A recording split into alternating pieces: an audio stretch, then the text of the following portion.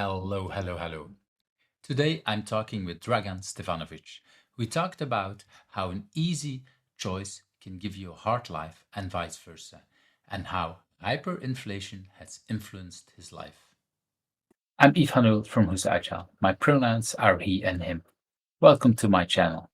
You see a lot of agilists around me on this screen. If you want to hear me interviewing, please click that subscribe button because these are the people that I've invited so far. If you think I'm missing people, let me know in the comments. And that like button, well, if you liked today's interview, don't forget to click it. Hello everyone, and hello with me I have Dragan. Is that how I should pronounce your name?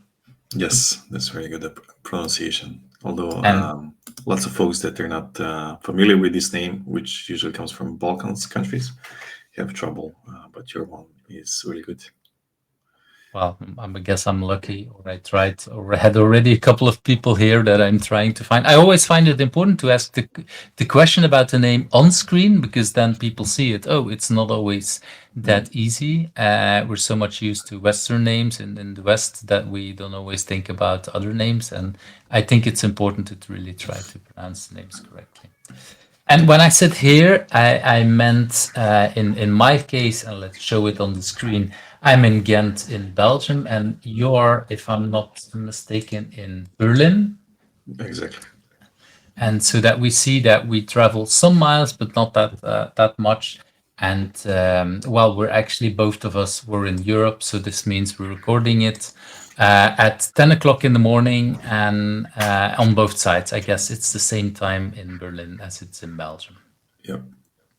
And it's probably the same, well, kind of weather, not that really summer anymore, but Yeah. it's not raining here. I don't know how it's in Berlin, but it's feels like it could start raining any moment here in Belgium. Likewise. So, Dragan, for before we jump into the questions, for the few people that don't know you, could you introduce yourself? What do you want people to know about you? Sure. So yeah, my name is Dragan Stepanović. I'm based in Berlin, originally from Serbia, and yeah, I'm working as a principal engineer. I would say last 6 or 7 years. Before that, of course, I climbed the corporate ladder through junior, mid-year, and senior staff roles, etc. Staff engineer. And some of the fields that I've been mostly interested throughout my career are most of the interest or most of the time where I spent the time during my career was extreme programming, lean, systems thinking, and theory of constraints. So these four topics kind of, how do you say it, connected to each other. I started digging into these things individually or in isolation, so to say, and then noticed a lot of connection points between those. And yeah, I'm trying to also kind of leverage this knowledge in my day-to-day work, so to say, and I help engineers and teams and companies with with the engineering excellence. So XP as part of my toolbox is one of the heavy focuses, so to say. So XP practices, touchpoint development, refactoring, continuous integration as a team's skill,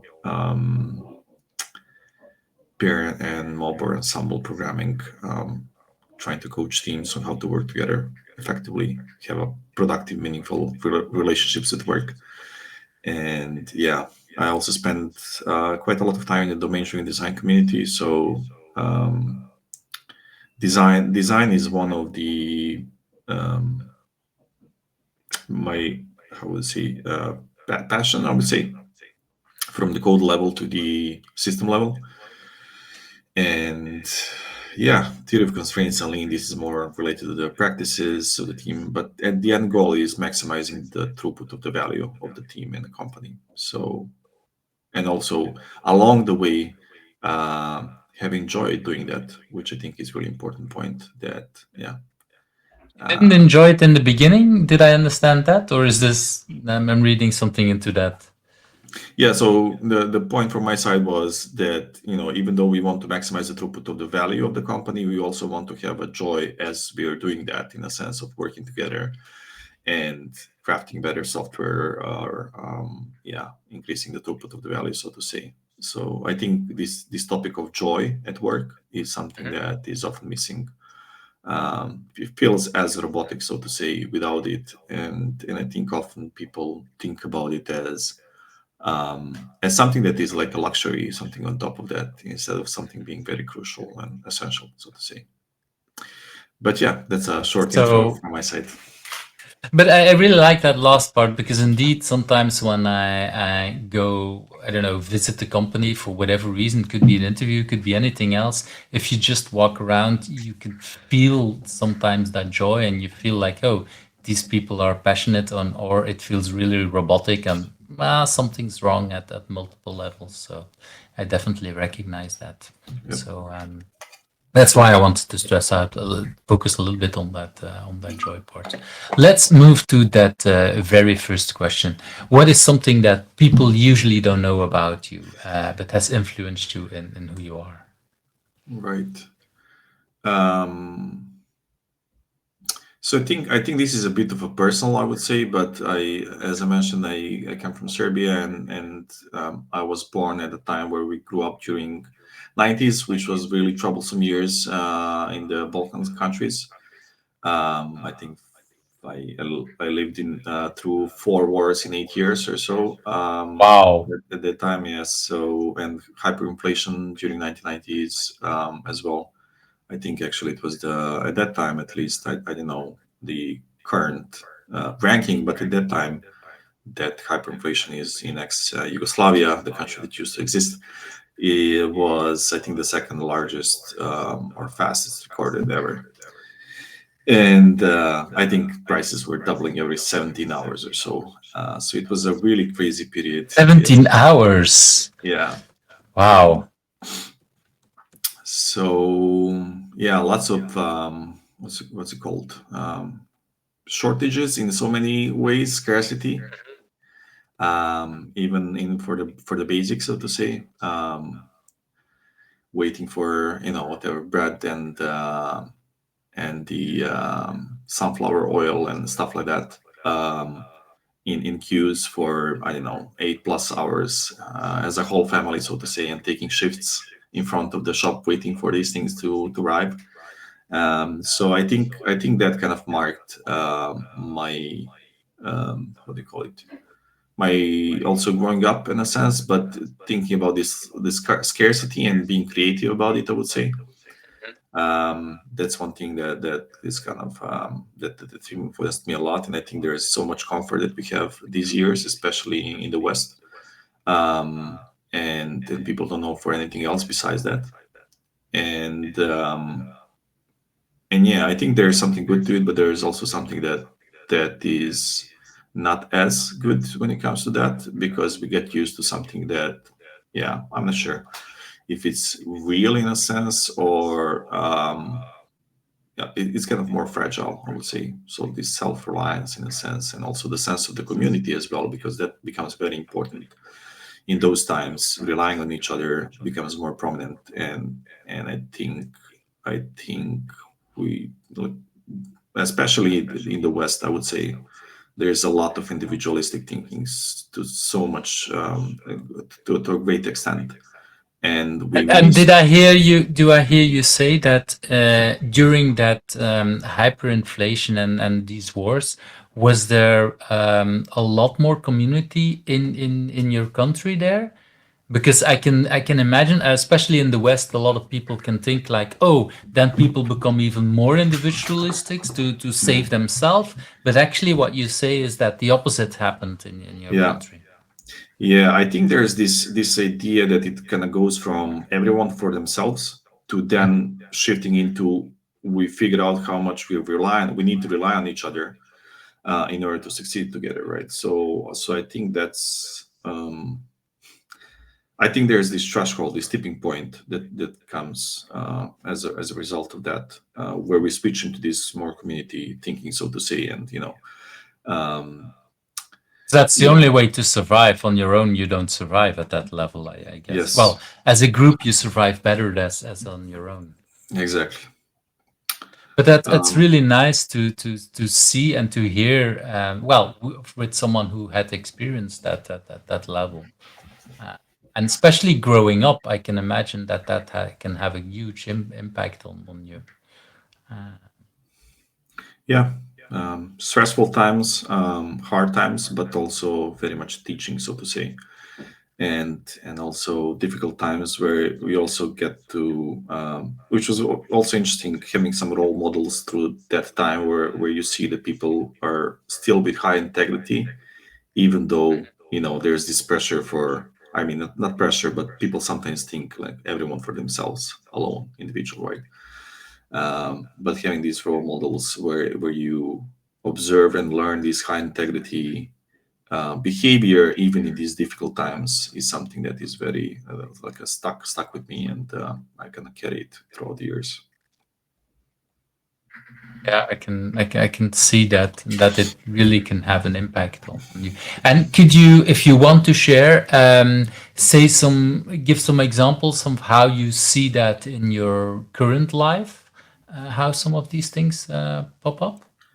Right. So I think this idea that we need way less than what we think. So kind of Mhm. shifting away from this materialistic consumerism, so to say, just piling up, hoarding stuff. I think that's one of the things. I think this idea of never being enough, both as a person and never being enough in a sense that I often feel that we need so much in order to feel enough, but we never reach this point, right? So recognizing how little we actually need, and that we're not already now enough, so to say, right? So this how to say, um, usually there's this feeling of inadequacy when it comes to that. But I'm going a bit more philosophical, so to say. But this is the point where I connect it in that sense, where um, we're we don't need much to feel enough and to be enough, so to say. So that's one of the points that I feel. And the other thing is also helping others, and this point of high integrity, where feeding or kind of paying forward to the next generations, teaching them the things that you've been taught by the elders in your community, etc. I think is something that is often missing, and that we need more of that. I would say I'm still struck at the level of individualism that we have across the world, and again, I think especially in the West, I traveled quite a lot also.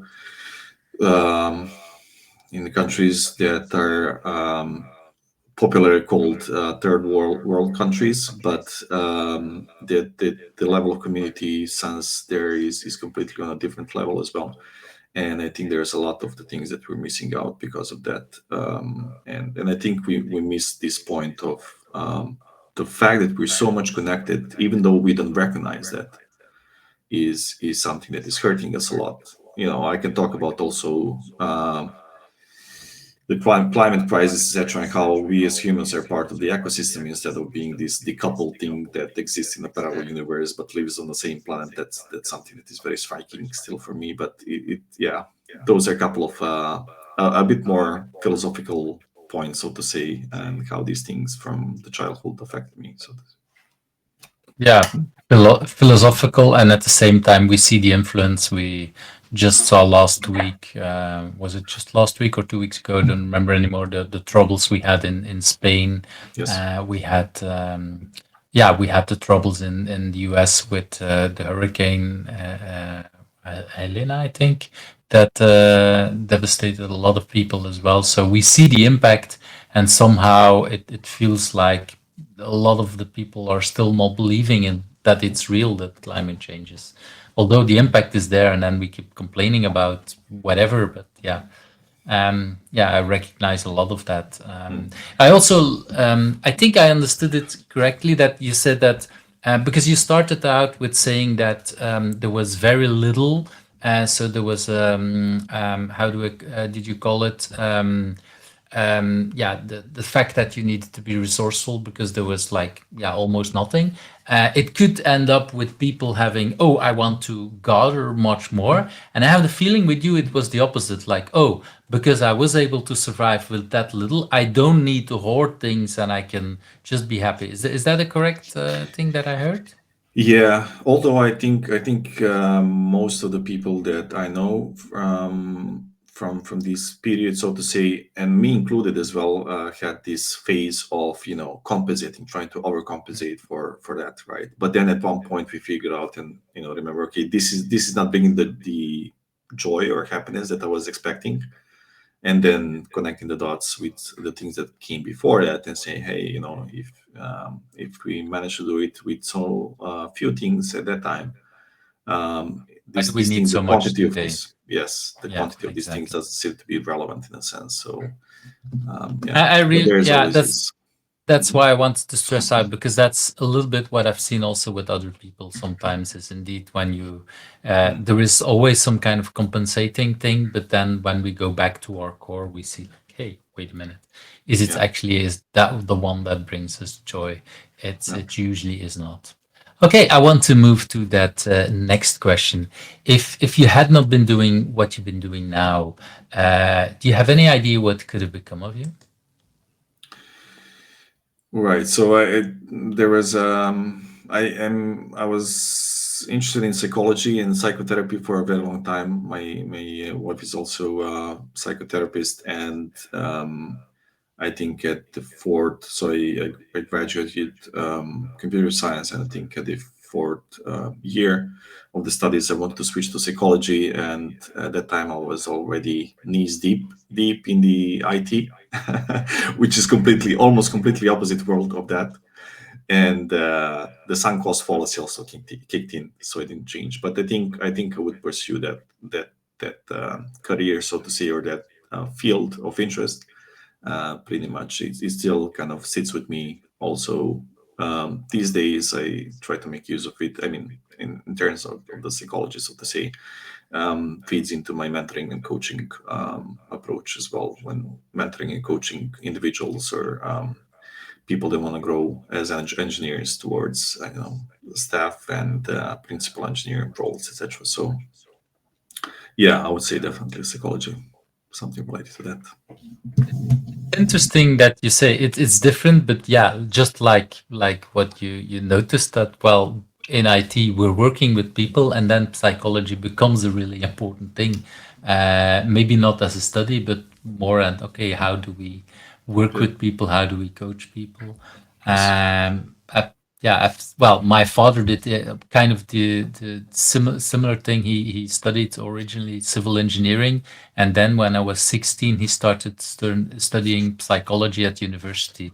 So yeah, there was, and but he separated both worlds, and I personally prefer much more to join them because we can use all of the things that we learn there in our field because it's much needed. I would dare to say. Right. And that's what I'm hearing that you're doing. If you talk about everything you said in the beginning, with it's basically a system thinking way of looking at the whole system and connecting the dots on all those things. So yeah, I'm not so surprised that there was already an interest. It's interesting also that you say that you because you were already deep down in it. You really had the feeling like I should finish my studies and not swap. That's what I'm hearing, right? Yes. And is that something that you felt yourself, or was that then your environment, where people around you were saying like, "Come on, first finish," or if Yeah. you care to share? Yeah, yeah. No, it was me. I noticed how much of interest I have in the topic of psychology and therapy, and yeah. But then I figured out, okay, I'm so already so much invested in this field, and I also, to be honest, I was a good student, but I never was as interested, I would say, in programming, so to say, and for me it was really interesting, but I didn't have this passion, and then I went after it when it comes to the IT or software engineering or software development. but I started doing it, and then as I started doing it more, then I started falling in love with it. So it was more that the passion was born through doing it, trying it out, and sticking with it for some time, I would say. So yeah. But I've read some books, and I think it was Range that said that actually a lot of people discover their passion this way, and it's only in hindsight when people talk about it that they say they were very passionate, and actually a lot of the research shows that it actually grows the way you say it. That you start working in it, you keep doing it, and more you find the passion. Yes. I So think yeah. at least it worked for me that way. And I think there are so many things that we don't know about this thing. Like we're passionate about something or just heard it about it, or our relatives or friends or whoever is into these topics, and we hear stories from them. But until we experience this on our own, then it's difficult to really say. And I think this experiential part is really important when it comes to learning, of course, right? And we know it also in our industry. So many people say, I don't know, whatever. I'm often in this part of an industry ranting about beer and Marlboro ensemble programming, and people say I don't like it, but we figure out they didn't even try it in a sense. So why don't you try it and then see how it goes? Because you might be surprised, as often is the case. Yeah, that's the kind of thing when you do a change in a company, you introduce something, people like kind of reject it before you even start trying it. As if, yeah, it I always make the joke that it takes us like at least a year to learn how to read and write properly, but and yeah, you can just say after one day, oh, it's not for me. Let's stop doing that. It's Right. having things that have most of the impact. I think are the ones that usually take most of our time to learn. Yes. Um, in a way. So, talking about challenges and these things, let's move to that third question. What do you consider at this moment your biggest challenge, at least the biggest challenge that you want to spread openly on the internet, and why is that a good thing for you? Yeah, I think it became a time management part. I think throughout the day, so to say, family, work, trying to also keep the healthy habits, doing some sports, social media presence, etc. And I'm super curious by nature, so I often go down these rabbit holes, and I also go breadth first, so to say, spin off or too many things at the same time. So this limiting working process, even though while at work I talk about it very often, I'm still learning how to apply it on a day-to-day basis and have a very strict prioritization of the things. Saying no to more things than I used to do before, because also right and family and little kids come, then it's a very different ball game, I would say, when it comes to time management. So I think I'm still learning. I mean, improving, but still learning. So that's one of the kind of biggest challenges, and also this prioritization part, like making hard choices instead of easy choices. That's something that is a muscle that is being developed. I can notice in myself. But that's I think there's this saying that I heard a couple of years ago: hard choices, easy life, and easy choices, hard life. So I'm trying to shift to this person. Wow. Okay, I like that one. Hard choices, easy life. Yeah. Um, yeah, I can definitely agree with that. And so, and if you look at why is that a good thing for you, could you say some more about that? Yeah, I think it forces me to have a bit more focus and to kind of time box the things and also prioritize heavily and think about what are the hard choices that I need to make them as soon as possible rather than letting them drag for a long time, because I think that also brings more anxiety when the backlog of important or hard choices piles up. And then I think there is less sense. This anxiety also kind of feeds right into the daily work, so to say. So um, that's the part that I think is kind of it's kind of helpful to address these things sooner rather than later, and also helps ourselves to be the ones that we are, essentially, because I think that yeah, that anxiety because of these things piling up as you have a busy life, so to say, can drain on you, or kind of drag you down, so to say. So yeah, that's I think that's what it's teaching me to be a bit more decisive about these things, and think about prioritizing things a bit more, a more stricter, I would say, or better. I really like how you brought it in the beginning about, okay, it's not just in one aspect of our life, it's all the different roles that you have, because you have to Yes. have the work life, the work role, and even there I think there's multiple roles. There is the Mm. part of your family, which is a role, I guess, a partnership, then being a father. Well, what Stephen Covey says about sharpening the sword. So, okay, working on your own, learning sports. That's also taking care of your body and everything. So it's not just making the hard choices in work or in personal life. It's combining all of these, Yes. because most of us, we only have 24 hours a day, and well, we hopefully also sleep a little bit, because that also helps to recover our body. And that's yeah, I think I recognize a lot of that. I think many people are struggling with it.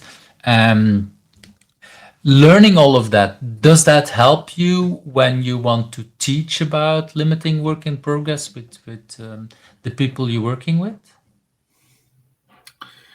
I still didn't connect those dots deeply, I would say. I think Mhm. there's something to it, definitely. This idea of focus, right? And what this focused work and focused prioritization helps with. I think there's already a lot of folklore around that, like this intuitive understanding of the value of a focus, even in the working environment, right? But I've been thinking about this, and I've been also asked that question, I think, a couple of years back from one by one of my ex-colleagues. Are you applying all of these lean principles that you're talking at work, at your in your private life? And I was, yeah, I did, but not to such an extent. And I think I connected a bit more of dots between those two worlds, but not as many still. Maybe also because there are so many roles that you're playing, as you mentioned, in your daily life, right? And there's not a single backlog, but there's like five backlogs that you have to juggle at the same time. So yeah, TLDR, not really. Yeah. Yeah, but well, for me, it's one of I did not just read the book of the Seven Habits, but I also did the training, and I do remember one of the things that had a huge impact on me is like, okay, look at your primary roles, and there should be somewhere between 5 and 7, and that already helped me, like, because I think originally I had way more, and it realized me like, oh, there are things that I kind of roll, but maybe I never have time for it. Maybe I should just drop the role, as in, yeah, no. uh, and then also looking at my agenda and coloring the things in my agenda related to the roles. So, okay, is it really in balance? If I look back a week ahead, a week later, did I really spend as much time with my partner, with my family, with for myself? Uh, because before I had kids, it was like, okay, I every time I sit down, I just pick up the nearest book and I start reading. And now I have to really start working on reading, because otherwise I don't read anymore. So that was kind of, for having that kind of thing, just visualizing it again for me was like, whoa, okay. I thought I spent time there, but I didn't do it at that level. So yeah, Yeah. um, and I Yeah, the recognize a amount lot of, of your struggles. right, the amount of context switching is just like a next level Oh that you yeah, get in that period of life. I definitely recognize that. Um, I notice, well, if I see you, if I read both of you and also here, I feel a lot of passion. I feel a lot of drive.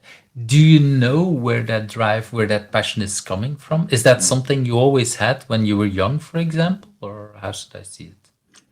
Yeah. So this passion, in a sense um, of trying to bring a different angles of understanding when it comes to the things that I usually rant about on social networks, let's say, or at work, which is XP, continuous delivery, and stuff like that.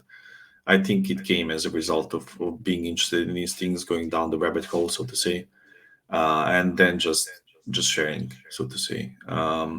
But so that's how it started. But I think as time passed by and um, I got satisfaction of helping people reaching out and saying, "Hey, this thing that you said, or this talk that you gave, or whatever is it about, it helped me at work because I was able to frame the problem in a different way that other people were able to understand a bit more than before." And that really struck a chord with me. And I would say that helping other people and helping kind of the next generation as well, um, is and paying forward is something that's kind of driving me. I recently visited my hometown where I haven't been for a very long time, and I reached out to the high school that I graduated from, and asked to do small lecture for the high school students that are just finishing their IT course, and just to, if they were interested in how does a career of software engineer looks like, and was it something that it's kind of the trajectory that they might choose, or the options that they have, etc. So I think I get a lot of drive out of that, just bringing something to people that I haven't had a chance to have, so to say. um, yeah. Because when you were studying, there was nobody visiting and giving you. You basically had to figure out your whole career on your own. That's Yeah. what I'm hearing. Yeah, it's most like that.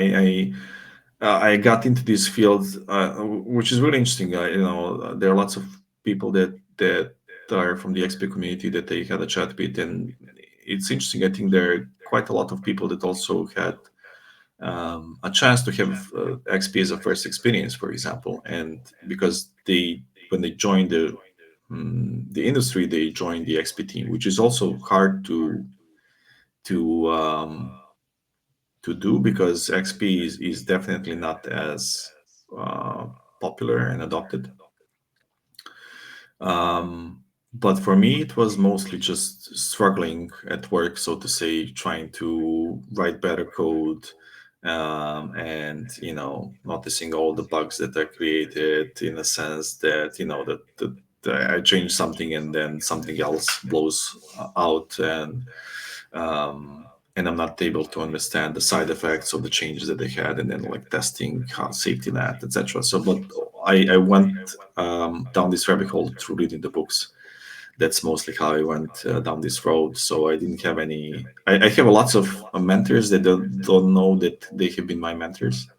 Um, but and it's mostly of the heavy hitters from our industry. So primarily Ken Beck, and Martin Fowler, and yeah, the way of reasoning about the topics that they talk about, etc. It taught me a lot. So but that was my path, so to say. So I'm trying to Did bring this you difference to other people. and did you also tell them that they were, I don't know, in person or online, that hey, Mm. because I think, I don't know how much you are connected with both of these people, but I've noticed the last year. So I really like what you say about paying it forward.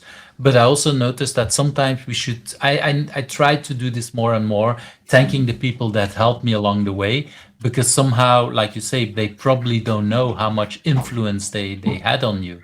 And is that something that you do, or is that something you never thought about, or? Right. I think in the start it was mostly like this.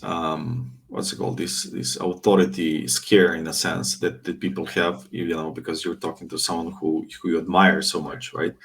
But I had a chance to attend Ken Beck's systems thinking workshop, I think last year, yes, in Paris. So I had a chance to thank him on that. But yeah, in general, I'm as well trying to do it more often, also at work. Thank people for and actively looking for the things that they learn from people, um, and think thinking about this, reflecting on this more often than before, and sharing this feedback with them, because I know that I find it valuable, at least, that when people reach out to me and say that I helped them in some way, and I'm glad that they managed to help. So I assume that it's the other way around as well. So, yeah.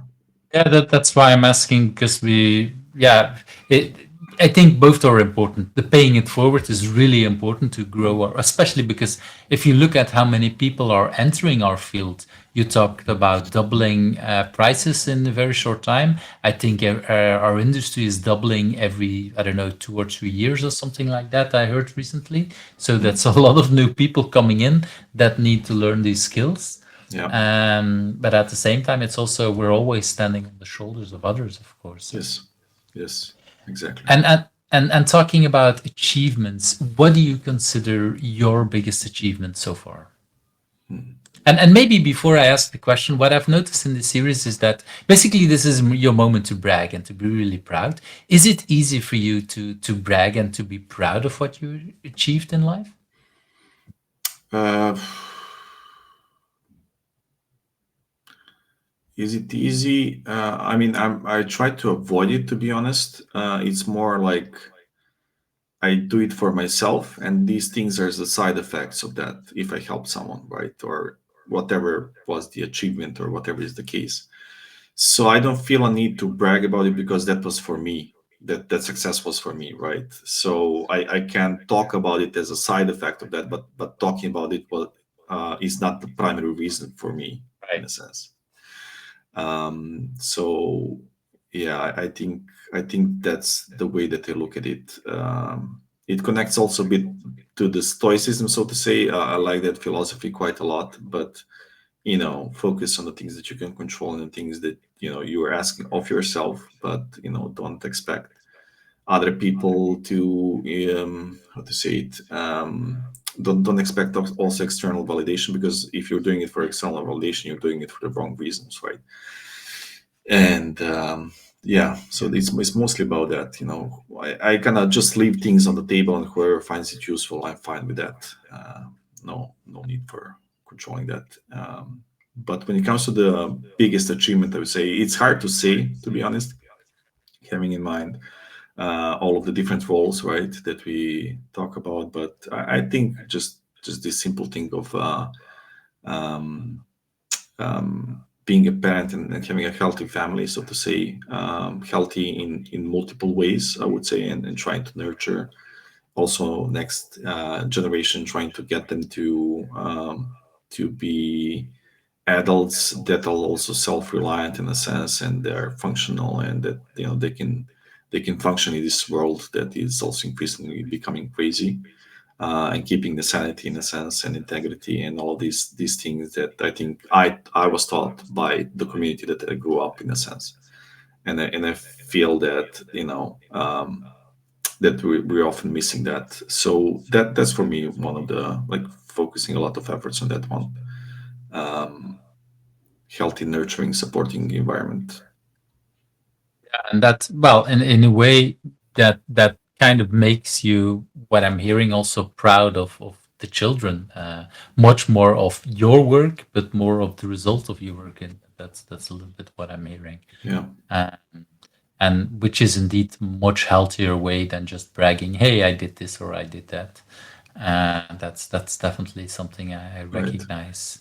And especially if I link it back to what you said earlier, your challenge, because if you're doing all these kind of roles and at the same time you give that healthy vision to your children, like, hey, it's this is what I'm doing. I might not be perfect because I'm still struggling with some of that. I think that's also a healthy Yes. example, because I've known people that look really up to their parents as saying, okay, they do everything perfect, but that puts the bar really high, and that makes them scared as well. So yeah, that's yeah. Yeah, I don't even know about this thing that you know. I think there's always compensation to that. Like if you're perfect, either you're in a very, I mean, maybe you're a parent for a tenth time already, and then for your tenth child, you look as perfect, right? But for the first child that you had, I'm pretty sure you won't be perfect, right? Even for the first couple of children, if you have 10 kids, right? So I think there's a really important message there, that kids see you as a model of failing, and then learning out of that, because it's not about being perfect, it's about how do you handle these failures, so to say, smaller failures, and uh, rise from those, so to say. I think it's a really important skills to teach the next generation, so to say, because otherwise, this perfect is equal for me to anxiety. I don't think there's any other word that is describing this state more than that. But and I don't think it's also true authentic, that there's so many things always that we're learning, that it's important um, to kind of transfer to our kids this idea that you're going to fail very often, but and that's fine, that's humane, that's part of the life, right? Don't get stick to the past, and try to be connected to the present a bit more, and go from there. I'll let go of that, so to say, but yeah. Yeah, but what you just described, it reminded me also of learning or teaching. I don't know how much we learn, but seeing children walking for the first time. I do remember with my first child, when he's falling, I wanted to go and say everything's fine. And I think with the second one, I learned much more to just sit next to him and let Yes. him get up again and say like, okay, it's okay. And of course, Yes. if there would be blood involved, then I would help and cuddle or do whatever that needs to be done. But just falling, if nothing is damaged, let's put it in that bad word, then actually it is part of learning how to walk and how Yeah. to do everything. But as a parent, it's also like you say, there is no guideline, there is no manual that comes with a child. There's actually a lot of books, but they all contradict each other, and basically we all make up what we do based on With whatever time. we learned, Yeah. what we see, what we hear, and yeah, there is so much, I don't know, stigma around it about, oh, you should be the perfect parent right from the first moment. Like, no, it's impossible. Yes. Yeah, it's I really like that because that actually brings a lot less anxiety, and I do have the feeling indeed that teenagers these years are much more anxious because of social media, because of a lot of things where it looks like it's a perfect world, Yes. and actually all of us were just winging it and Yes. trying to make the Yes. best out of it. Yes. Um, It's so thanks for sharing that. sure. It's and you talked also about well, it's interesting you said about when you have 10 children. I don't know. Well, my father was the youngest of 17, so that's even bigger. And actually, what I heard from him is that he feels that he's got raised much more by older siblings than about his mother because, well, Yes. let's face it, if you have 17, Yes. the oldest is at least 20 to 30 years older Right. than you are. So by that time, I think parents might be even less involved. So even if they Yes. would have learned the lesson, they would have been less involved in these kind Right. of things. Um, That's really okay, interesting experience. yeah, it's something I've just discussed it with my daughter yesterday. She wanted to ask the age about somebody, a brother of my father, and we just calculated like, wow, okay, this person was like more than 24 years older than your father, and they still have these kind of connections. Yeah. Wow. It's, I want to move to that next question. Do you have, and you already shared it a little bit, but maybe do you have other personal agility tips to share? And when you say personal agility, what exactly do I you mean? am. I on purposely don't define it because then it gives much broader Right, options to people. right, So it could go in any direction you want. right. I think something that I learned over the last and years, I would say, also growing as an engineer, from the senior to staff and then principal, etc., and getting a seat at the table, I would say, is this idea of which I found very beneficial for the engineers that are also growing in influence, I would say, is letting go of control, of trying to control the things, especially in these work environments. I mean, it also applies 100% to personal life, but I see a lot of need to control the things by controlling them, by not allowing them to, like reducing flexibility, increasing rigidity of the whole process. So what I mean by that is that, I'm a staff engineer, and I have a couple of teams that I'm working with, and people don't seem to be listening to me, or and I'm trying to get them to listen to me more, and they're still not listening, and I'm trying even more to control that. So it's more of how do I influence the team without controlling the team, and I think letting go of control, in a sense, that just recognize the fact that you're not able to control anyone, in a sense that you can just leave the things and ideas on the table, and then people get to choose. They're also depending on the timing. Some people resonate with the things that you talk about now. Some same people, for some other things, don't resonate with other things that you talk about now. They might resonate down the road, and then get back to you after 2 or 3 years, send you a message in LinkedIn inbox saying, "Hey, this thing that you talked about, it really helped me today, and I remembered you." And then you say, "Okay, now seems to be resonating right after this." So trying to force our mental models on others at the same time, it's impossible, and people also have capacity for change. I can try to open my brain and spill over into their brain everything that I know, but it doesn't work. So I need to adapt to their pace or their current capacity for change that could be dependent on so many things. Instead of me being mad at reality or them because they're not, getting what I'm saying, and they're repeating the same mistakes or whatever is the word that we use in those cases. So I think a bit more of a letting go of a control, so to say, um, and letting it be, so to say. That doesn't mean letting things out of your hand. It's not about that. It's about just recognizing this fact that you can go only so far. And again, I use this metaphor of leaving things at the table, and then people, depending on the time, it's like a buffet. Sometimes, the thing is on the buffet, and then people at, tomorrow they come and pick up the things that you left. Hopefully that's not perishable idea, but as food is on the buffet, but in a sense of, that they see it and they pick it when they can use it, so to say.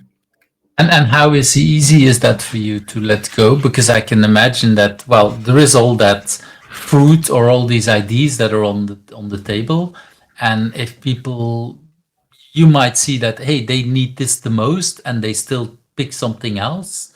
Is that sometimes frustrating you, or how do you deal with that? Yeah, I think as even though I'm saying all of these things, I suffer from the same things uh, um, that other people Many of us mentioned. are. Yes, yes. So of course, there are all of these emotions evolved, frustration, and especially being that one. But that, trying it in other ways, if I think it's really really important, and then trying to phrase it in a different way that they might be able to understand a bit better, or trying to get a bit more of a data informed approach to it, or why is this thing better, or trying to understand why do they not get what that this thing that they think is important. Maybe it isn't important at the end. I don't know. Maybe through the conversation with them, I get to discover that it's not as important, because this thing that they have in mind for them is important is just what plus one on top of what they already have Right. in the things that they're working on, their backlog or whatever is the case. But for me, it seems that they're not, like they don't care about it. um, and getting to And it understand a bit more why is and that they the don't case. care about it might be just because, like we talked about earlier, what you said about limiting the focus. If Yes. you already have so many things on your plate, I had here someone, I can't come up with her name anymore, but he was who talked about being frustrated during COVID, like, oh, I didn't have time for this and that. Or like, well, you were busy trying to survive Yes. because she was, if I remember the situation correct, she was living in a small apartment, not allowed to talk to anyone, and she's living alone. That is already a lot of things to do. And Yes. if I remember correctly, she was rather new in that environment. So, yeah, like COVID hit like within a month or so of living in that place. Well, okay, then you shouldn't punish yourself for having all these troubles because you are already learning a lot of stuff at the same time, and then on top of that, wanting to learn something new professionally might be just that one thing too much. Right. And that is sometimes, I think, for a lot of change agents, and if it's on transformation and coaching, technical or teamwork or whatever, we sometimes forget that, hey, what else is going on in your life? Um, Yes. that is, and then sometimes people don't want to share because of whatever, and they think they cannot share that, but then it makes it hard to connect all the dots, of course. Yes. Yeah, and this whole topic of looking in the past of this area, whatever happened, right? And I was like, it shouldn't have happened that way. I think there's this very strong urge in humans to kind of, or at least in this generation, I would say, to dwell on the past in that sense. I suffered a lot from that, and I probably do that even now. But I think I started getting to terms with this idea of what whatever happened happened, and this just this fact that that was actually the only thing that could have happened. Why? Because it happened, and that's a very simple thing to say. And this quote is coming from Peter Crone, one of the folks that I started following more. That they got recommended by a friend of mine, and which is really interesting. It also feeds into systems thinking because the results that you get to see, to observe, were the only results that you were able to get. Why? Because those are the results that you got. So it's very simple say the thing to say, but it's very profound as we start thinking about it more.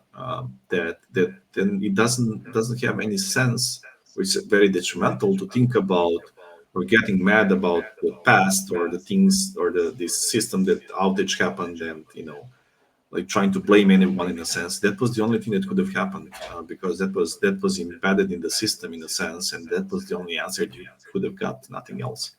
So that doesn't mean that we are not going to look at improving the system for the future, but coming to terms with the past in that sense, um, and is kind of, I think, very very important leverage. Because otherwise, what happens is people individually and also in the teams in the companies, we just make things worse if we try to fight that fact. Mm. I like that. It reminds me a lot of, well, some of the phrases you used are really coming also from open space. Like, okay, Mhm. whatever Yes, happens is the only yes, thing that could yes, happen. The people show yeah, up, or the yes, right people, and things like that. And it's again a format that is about letting go of control. We don't want to control the whole environment. And well, the more I learn about open space technology, I think originally it was called, yes. how useful it is also inside companies about, okay, indeed, like you said earlier, not controlling everything. So that's Yeah, building um, attractors definitely is one of the things if you want to influence in a sense. But this also metaphor with butterflies, right? How do you catch a butterfly? Do you just chase it, or you build a garden in a sense and then attract it there? That's two very different ways of how to go with it. thought about that, but that's indeed so. And the same thing when we talk about bumble the bees and the Yes, butterflies in yes, open yes, space. It's a yes. similar kind of thing. You make sure that you, I don't know, one way or another, attract these Yep. creatures to come into your environment. That's Yeah. really lovely. I want to move to that next question about remote work. Um, And so, well, a lot of us, we learned about remote work due to COVID. Did you work remote already before COVID? No, didn't have a chance to do that. And yeah, And because you're living in a different country than your country of origin, did you use technical tools, for example, already before to keep connected with your extended family, or how should I see that? Because that's also kind of remote. It's less work, but it's also a little bit about connecting. yes, yeah, If you definitely, care to share, you don't have to sure. share what you don't want to. Yeah, yeah, it's definitely. I mean, those tools are and were very useful in that sense. I think definitely not. They're helpful, I would say, right? They cannot substitute the essence of the physical contact, their physical presence, right? But they were helpful to at least stay connected to a certain level, I would say. Um, yeah, Sorry, I again, sidetracked you. You wanted to talk about the remote work. Sorry. yeah. No, I think it's a good point. All of these tools help to connect over the distance, right? If we're not physically present with each other. And we can even talk about the telephones, right? The early telephones that we had with that circle for all us old enough to remember those times. But those are also remote uh, tools, right? Um, but at work, yeah, it's that whole remote thing kicked in after or during the COVID. So as it was the case for everyone. Um, and what have I learned? I think there is a definitely value in those. Like there's also this discussion about remote versus in office and what percentage should people be in the office and what percentage remote, etc. I can say for myself that it brings some flexibility, but I honestly really love being in the office with people and working together with them. Just this low latency serendipity environment where you can bump into someone or start talking about the things that you didn't even know, these unknown unknowns. That's the biggest value kind of for me that we get out of the physical presence. And I think for me remote work it brought flexibility, definitely, right, because of a lack of not needing to commute, etc., and having more time to for other things that you want to do. I mean, family mostly in those periods. But I think there's this part where I felt that the remote, once we started going remote, that things started becoming a bit more transactional in nature. You just jump on a call and then you immediately talk about it, and this is the only thing that you talk about with other humans. Right. So it's very hard to build this muscle of that you got as part of working together in a remote setting, right? So I mean, we had some examples in some of the previous companies that we worked at where you randomly get assigned a person to talk about things that you would talk about, wanted to talk about, or anything, just have a conversation with someone. But I think it's very kind of it doesn't come naturally, and it's like a muscle that needs to be built, and I don't know also to which extent it works. So I think there's the biggest value and it's also because of this transactionality, the human element became less prominent, which is the thing that I miss, that I feel mostly in these unknown serendipity moments where you just overhear a conversation between your colleagues that also you remembered, or like you connect the dots together with them on and get included in conversation is something that connects people. And I think mostly about this, again, systems thinking, but the relationships are more important than the individual parts.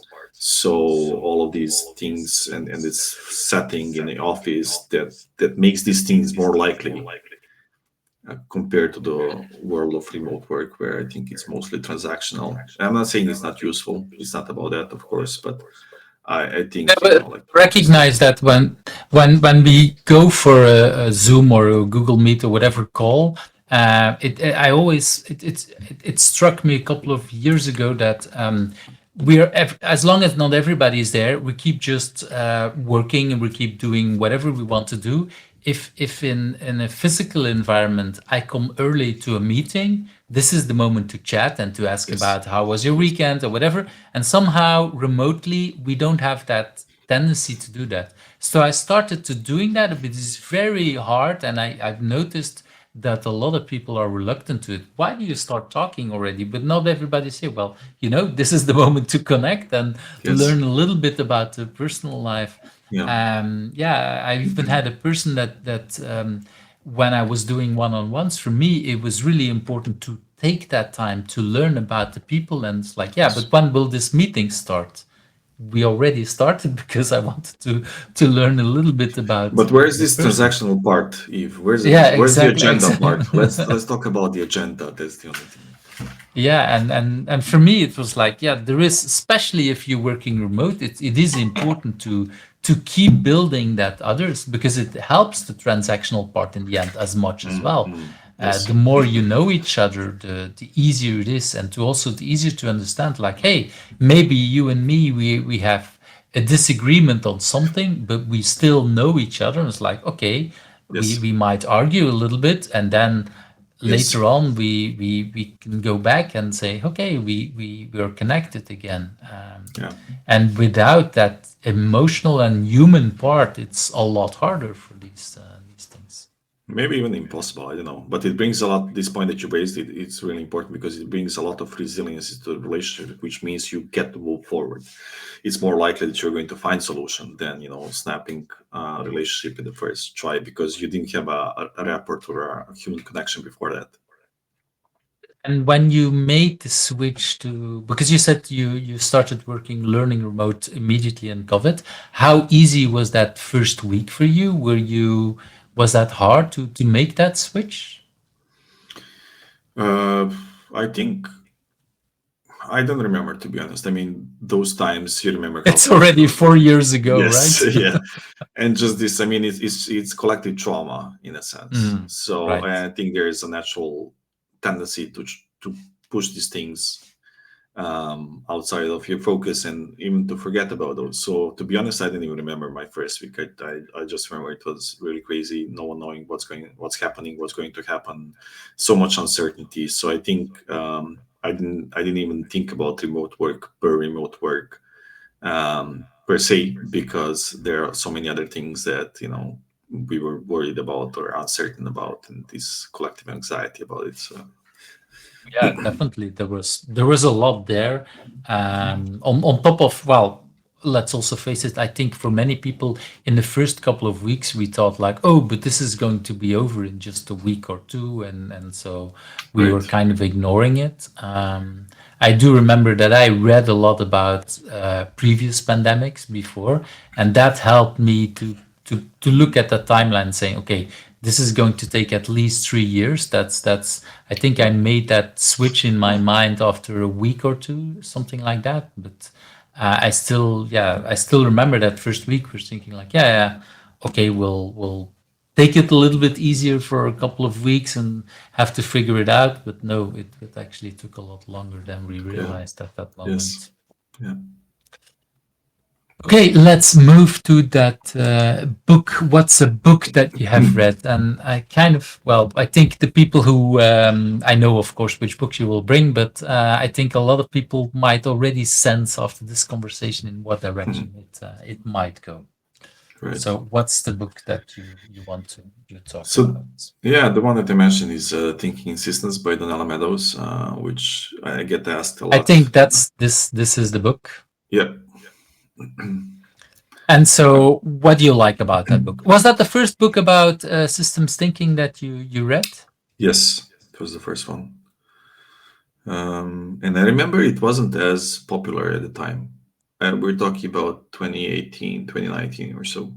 Just looking at the number of reviews on Amazon. And then suddenly I noticed that there's exponential growth in the number of ratings of the book, which kind of tells me a lot about the popularity of the book in recent years. But that was the first book that I read. And initially, I think, and I kept coming back to it a couple of times. I read other books on system thinking as well. In the meantime, one of them also reading currently, pretty big one, from John Sterman, Business Dynamics. And it's mostly about causal loop diagrams and stock and flow diagrams, etc.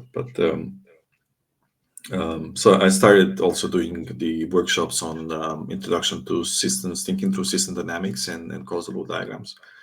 And that's also one of the reasons why kind of enabling constraint for me to go back to these books, or start reading new ones. And I remember when I read Thinking Systems, it kind of gradually opened my eyes to this new paradigm shift, new way of thinking. There were seemingly couple of obvious points that she was making that I didn't understand how deep those were. And one of those points was, if A affects B, how does B come around to affect A again? And just thinking, and it's like a simple thing, but it's actually this whole paradigm shift from linear to non-linear thinking and thinking loops, etc. And then I started thinking about it more, like just this thought being stuck in my head, and a bunch of other points that she made there, and actively thinking a bit more about those and trying to apply it at work and at home as well, or personal life in some cases. So that was my first impression and journey with it. But then as I started going back to it, you peel another layer of understanding, and then again you peel another layer of understanding, so you get to understand a bit things a bit more, and you start understanding how much you didn't understand before, actually, but you didn't even know that you didn't understand, which is always an interesting thing when it comes to these influential books. So yeah, that was my initial journey with the thinking systems. That's yeah, I think it's really like you said. It's some of these things. Once you see it, you can't unsee it anymore. Yeah. If you think in systems, like you say, it's we before I learned most or a lot about system thinking from Jerry Weinberg, some of his older work, and I do remember first time reading, what is it, Introduction to System Thinking or something like that. It was a really hard book. I really had trouble going through it, but that I already noticed in the months afterwards, like, whoa, okay, I now see patterns. I now see other kind of things that I didn't see before. Yeah. So yeah, it's kind of a way that it shakes up our minds and seizes things in different kind of ways. Right. Yeah. So that's and I'm glad. Yeah, I heard also that you did follow a training from Ken Beck on this as well last year. Yeah. Because I didn't know that he gave that. So that's interesting as well. Yeah. Ken And Beck again, and it Jessica doesn't Clare. surprise me. Could you repeat? I couldn't hear Yeah, the it last was one. Ken Beck and Jessica Clare. Yeah. So Okay. I think they were also doing some online courses, but that one was a pre-conference workshop. Wow. It's yeah, and again, I'm not surprised that he's into this as well, because of Yeah. course, with a lot of the other things and links that he's putting in all kinds of sections. Right. And I think there's also one thing that I wanted to add when it comes to this book, which was really kind of interesting, like this paradigm shift, this idea that the structure generates behavior, just this fact that the structure of the feedback loops that you have in the system cannot give anything else than what you're seeing in terms of the behavior, and that when you put anyone else in the driving seat, or in the seat of that system, they're going to still get the same results. So talking about this idea of this is the only thing that you can get, right? Because that's the structure of the system. If you want to have something else as an outcome, you need to change the whatever delays or stocks or the feedback loops, etc. But it also kind of helps with less blaming people, I would say, which is something that our industry is very biased towards. But understanding that no one wanted these effects, but that's what you got, and it's not that someone planned this, but it's just the structure of the system that generates this kind of behavior. Yeah, so that's one thing that still haunts me today. Yeah, and I think it's something I've seen already in companies. They say, "Oh, but this manager, whatever, is really bad. Let's replace him, and then Yeah. everything magically will be solved." Well, if you don't solve the system, Yes. you'll probably get very similar results. Yes. And yeah, and I've also seen it. I think I've learned that from one of the books on families, that there is always a black sheep in a family, and in a team, in every team, there is always a black sheep. And the moment that you get rid of that black sheep, you have an immediately another person who's the person to blame for everything. And that, yeah, Yes. once you start realizing that it's a system problem much more than a personal problem, then we can get past it. It's not easy to solve, but at least then we have ways to look at it from a different kind of way. That's Right. And there's also one thing there. I don't want to drag this question for too long, but which is really interesting. This kind of thing about families and black sheeps, and even workplace or teams and black sheeps. Sometimes, or often, we don't ask ourselves how are we part of the problem, and like finger pointing, etc. And or the system that we're observing, it doesn't have the results that we want to have, but we have this what's it called fundamental attribution error where someone else is a problem, right? So we rarely think about how are we contributing to the problem that we're trying to solve, meaning how are we making it, even making it worse, because people have these wrong interventions, as Jay Forrester, founder of System Dynamics, says usually that he found that people have in instinctive way of figuring out what are the leverage points in the system, and then fine. But then when he gets there, he observes that they push it in the wrong direction and make the things worse. And this thing with the black sheep and stuff like that, especially when the situations are stable in a sense, stably, but they can be bad but stable, continuously bad, so to say, right? That there's a dynamic in the team that the other parts of the team also find value of having this black sheep, because that for some reason sometimes might prove their value to their managers, because they have someone who is perceived as with less skills than them, so they can stand out in a sense. So there's always kind of dynamic. There's always feedback loop involved, and often people use it for their own purpose. So this situation. I don't know if I'm able to explain myself precisely, so. but I yeah, Yeah, I can definitely think of through 3 or 4 teams where I worked where I saw that in action. And the same can be thought about heroes, because sometimes you see that everybody looks at a person right. as a hero, but actually how much is that hero part of, yeah, because The problem. he or she is doing hero work, but maybe in a more sloppy way because it's acceptable because we're finishing and solving a Yes. problem, but Yes. actually that might create another problem in the long run, and that is not always visible for some things.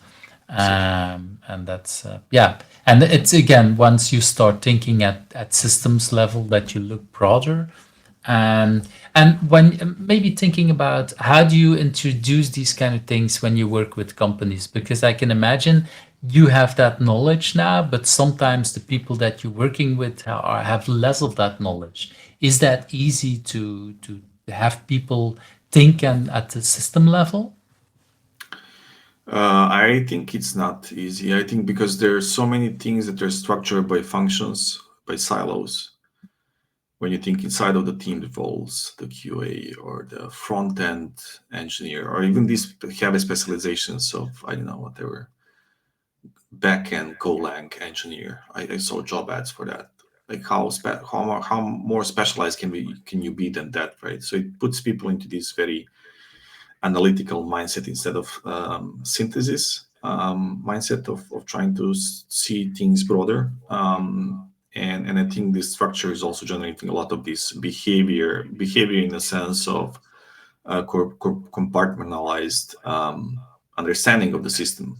So you have less chances to connect the dots because of the fact that everyone is put in your own small role as a small cog in the system. Right.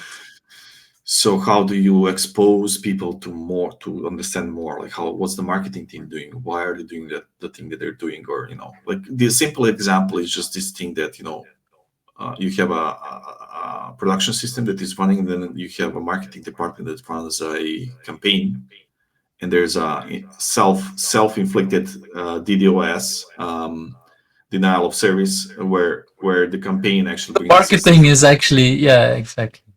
Right. So, and then engineers think about, okay, how can we make these systems scale more so we can handle this load? And you might ask instead, why don't you talk to marketing department and figure out how do you scale out the campaign itself?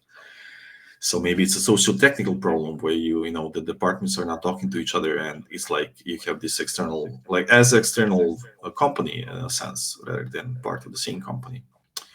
Um, and We launch it worldwide all at the same time. Why can't we yes, launch it in smaller w- things? yes, exactly.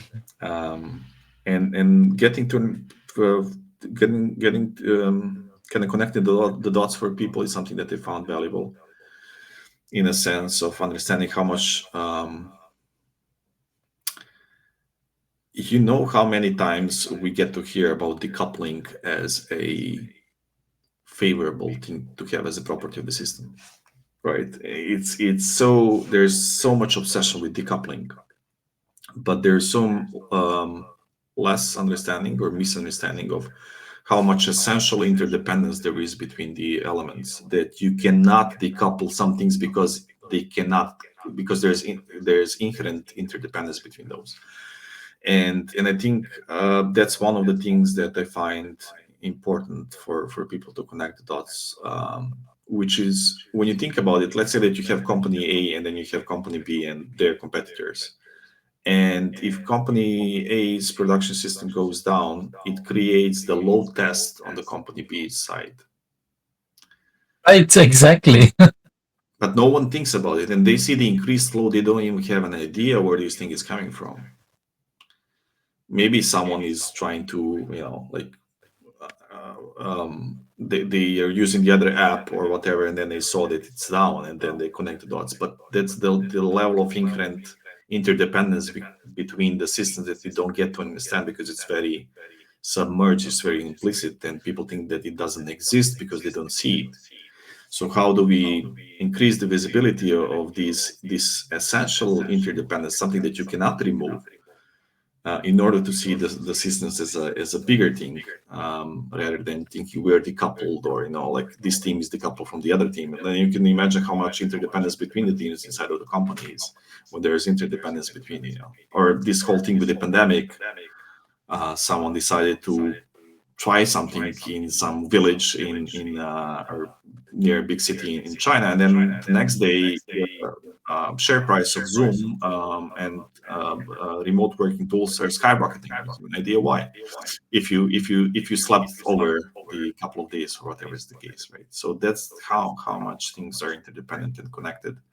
But we still think about this decoupling, and then we can solve this thing, but it's impossible because it's essential. There is accidental coupling, that's one thing. You can remove that, but the essential coupling you cannot remove. But you have to think about how do you raise awareness about this interdependence. See the link because okay, there's a lot more people going for Zoom. Well, that means that they need more people to make their product better. But you could already predict that there was a moment after the pandemic would be gone that people would be less using Zoom. Of course, as from their company on, they would say no, it will keep. But we, if you just look at system level, you just know at some point, hopefully, we'll go a little more back to the office and we'll have of course the tools are now much more known inside the world, I would say, and luckily a lot of the tools improved a lot the last 2 3 years, Yes. so that is a help, but at the same time you also know that there was a time to consolidate and say, okay, do we need all these different kind of things and everything. So yeah, that was something that was predictable, and that was not always seen in some companies, I would say. Yeah. I want to move to that. For me, one of the most interesting questions: what question do you think I should also ask you, and what's the answer? And after having such a large conversation going all kind of directions, I'm really interested to learn in what kind of thing you think I should also ask you. Um, so I have this one question, which is about, I mean, it's about XP, but I often get the question, why XP didn't go mainstream. And you can say I'm in love with XP, and for a reason, because it brings me so much joy and productivity at work, and productive relationships with my colleagues, working with them, getting to know them better, etc. Right, and as a byproduct of that, also continuously delivering value to the customers, getting satisfaction because of people seeing your progress, traction, and satisfied stakeholders, etc. Right, so. And I often get, and I'm also often surprised by this, like why XP didn't go mainstream, and how to think about that, right? And I think there's a lot of truth. I heard Ken Beck saying at one point, I think recently, that the power dynamics in teams and companies didn't change, and that's the reason also why the things are still the same. Um, and I think there was also something to the fact that some other reinforcing feedback loops kicked in the meantime, like certifications and stuff like that. I don't want to go into that direction, but I think it's definitely kind of a reinforcing feedback loop, right? That kind of took the thing the other way. And but I think it's this kind of counterintuitiveness that I think is, when I think about the things that I got interested throughout my career, it's mostly about these counterintuitive things that work, right? Systems thinking, theory of constraints, lean, or why reducing utilization is actually helping you to increase the throughput, or why doing measurement development, where you think that you're spending more time writing tests, is actually going to help you to be more productive, etc. So I think there's this a lot of these things that are just counterintuitive to people, and then because of that, it's harder to think about them, or bump into those ideas, because we often discard them because they're not intuitive, and we try to pattern match with what's intuitive in a sense. And I think there's a lot to that, and a lot of my job involves making these things that are counterintuitive intuitive, or try to understand why these wrong leverage points are um, are actually making things worse for the problem that you're trying to make it better. Uh, because I think that's really interesting thing. People usually think when they intervene in a system and I don't see an improvement, or this intervention can only either bring improvement or it doesn't help. But they rarely think about the fact that what most often happens, especially with these counterintuitive things, is that you more often than not bring the negative value, meaning you make the things worse if you don't know what you're doing. And there's also this whole thing that Jay Forrester thought about, this counterintuitiveness of the leverage points, etc. And how do we, and this idea, how are we part of the problem, right? Not thinking about those things. So um, yeah, I think that's one thing where definitely this counterintuitiveness. The other thing is also the fact that learning these skills takes time, and connecting to what you said, the cadence at which our industry is doubling doesn't really help with that, because at any point in time, if it doubles every 3 years, you have at least 50 or less percent of people that have 3 or less years of experience, right? Exactly. So That's then, how do you yeah. teach those people on a scale, in a sense, to get all of this experience about these skills? Because TED is not it's counterintuitive. Working together is counterintuitive. In a sense, how does it help you actually improve the throughput of the team, not reduce, because it's not the cost account, it's throughput account, etc. And yeah, so I think some of these things are kind of really feeding into each other. There's lots of tools that also push the industry in the wrong direction. They were solving the wrong problems, I would say. Like, I don't know, um, this whole thing with branching and Okay, git that's kind flow, of etc. tools. Yes, yes. Yes. You So may be useful for open source projects where, but indeed in teamwork, it's yeah, the fact that we're not doing trunk based development is yeah, is brought us so much back in time in a yes, negative way, I would say. one of the Um, examples, definitely. Yeah. mhm. I But things that recognize shouldn't that. be, we shouldn't even have as a problem. We started making, we started reducing the cost of solving the problem. I didn't say what I wanted to say. It's like making things that we shouldn't be even doing easier. It's even harder to get away because now we Yes. made it so much easier. Yes. Okay, I understand. That's a lovely thing. I'm going to write that down because that's something I really wanted to wrong things easier. Um, I also have so one of the things I wanted to add to this is that I think Extreme Programming, especially the book from Ken Beck, is the most quoted book. It's not been the book that we talk about, but it also pops up in kind of all the conversations. And Extreme Programming, okay, I might be biased because I'm talking also to not just pure agile coaches, but a lot of technical people, and that then it comes up a lot. So but it's interesting that the people that do have the experience all seem to kind of like it and keep doing it. So that also tells something. I definitely agree that. Well, you said about why didn't it become mainstream? I personally have the feeling that in the beginning of the year 2000, before even Agile was Agile, before the manifesto, it felt kind of mainstream in the sense that in the Agile community, whatever that was called at that time, it was already a kind of the mainstream thing. But like you said, the whole licensing, the certificates thing kind of swept it away, and the whole pie became bigger. The agile community became much bigger, but that percentage of extreme programming been slower or smaller. Um, I also have the feeling that there was less. I think at some point, and I'm not sure how true that is, but for me, it felt like Ken Beck kind of didn't want to be the forefront person, like say, carrying the flag of extreme programming, where a lot of the other agile bigger things had at least one or two people who were that forefronters. And I think we can say that for Scrum, we can say that for Kanban and a couple of others. And I think Ken Beck at some point didn't want to be that person. And that I have the feeling that that might also have made it less popular because there was no one fighting for it all the Right. time.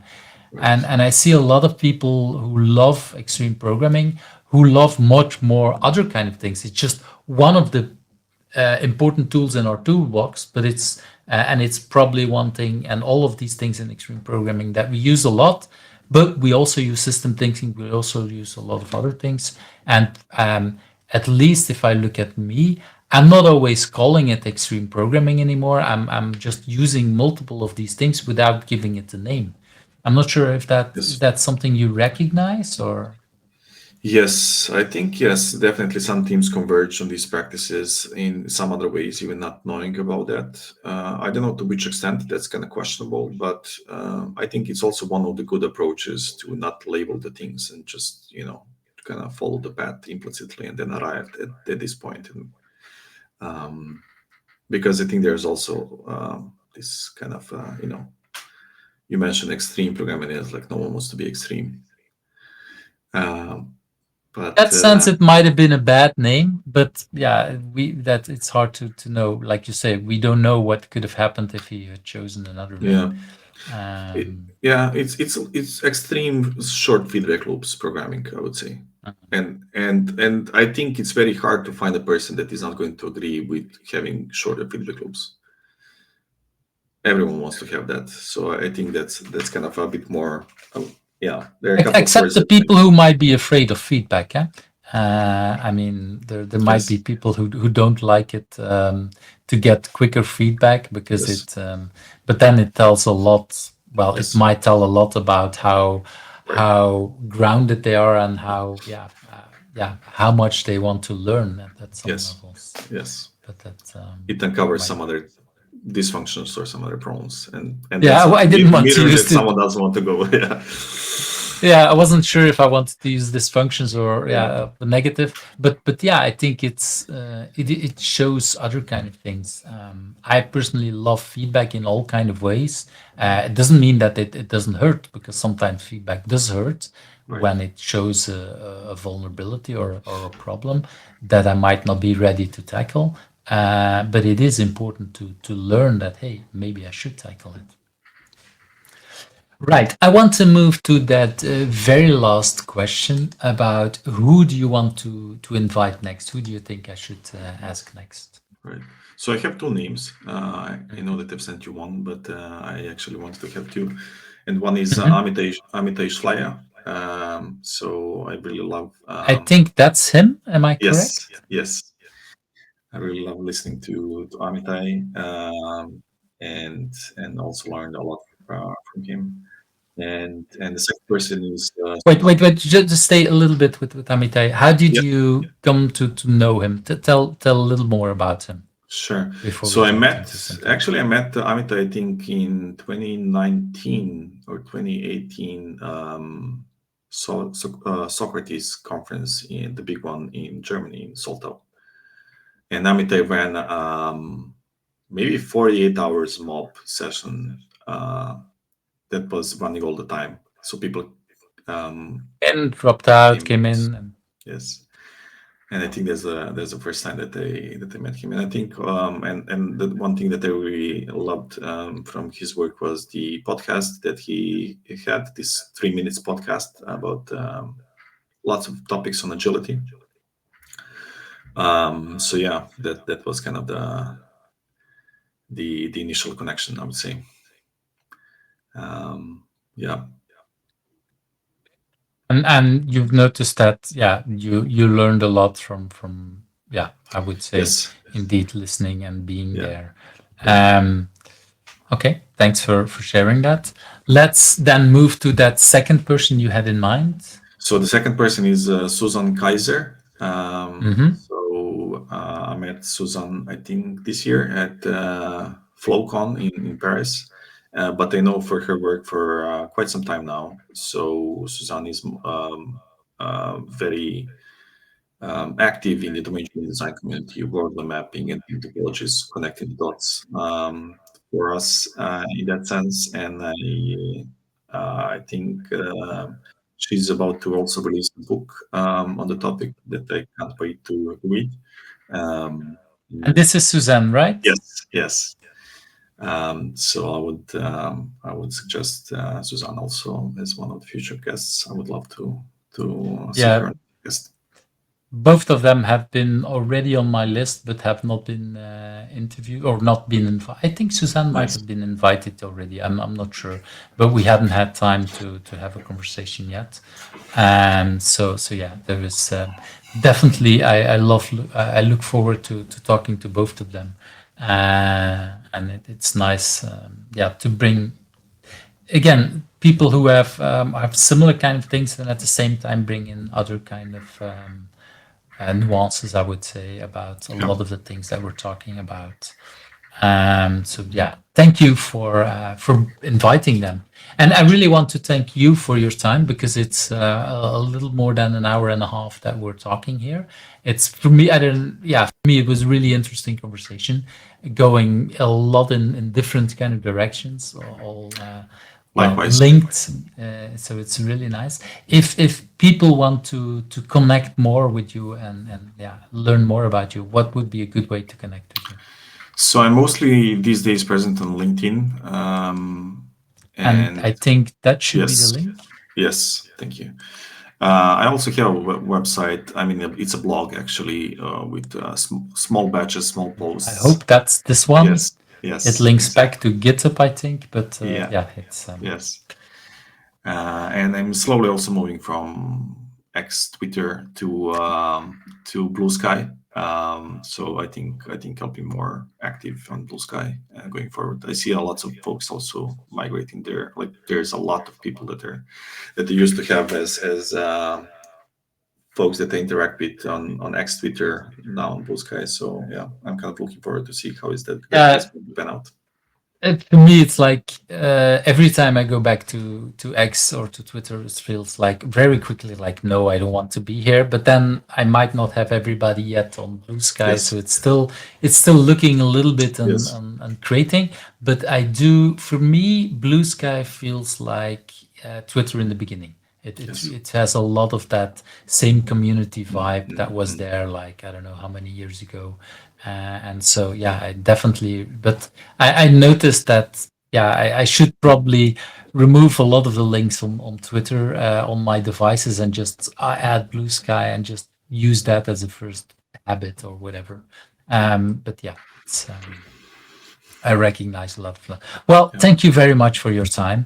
It's Thanks. been wonderful, and well, I hope to. Well, I will add a lot of the links that we talked about, a lot of the books we talked about, and I hope to, well, actually meet you one time in person because for me it was a really lovely conversation. So thank Likewise. you very much. Thank you. Thanks for having me. Thank you for watching Who's Agile, where the stories of agilists come to life. I hope you liked today's interview. Subscribe if you're not subscribed and want to get to know other agilists.